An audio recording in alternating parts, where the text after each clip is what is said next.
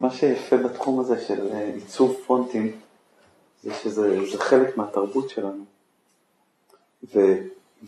וכשפונט הוא טוב הוא נכנס לתרבות, הוא משפיע עליה, נהפך עוד אלמנט במרקם של התרבות. עוד כמה שנים אתה תראה אחורה, אז אתה תראה שאתה שותף למשהו שקשור לתרבות שלנו במובן הרחב שלה. זה חזק.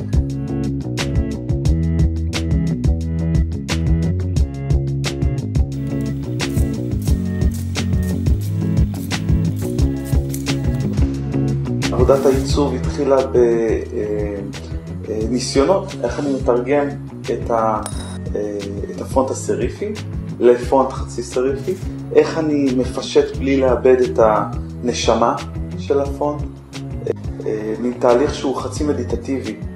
אתה פועל ואתה מרחף במובן מסוים, וזה אומר שהתהליך היה טוב.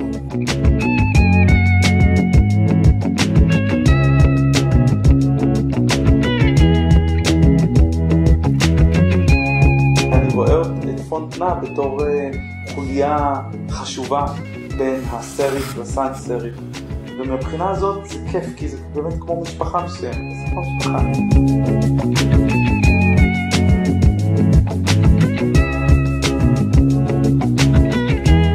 הקונספט, so called, הכיוון שאליו אני רוצה לקחת את הפונט הזה, היה ברור לי מהרגע הראשון.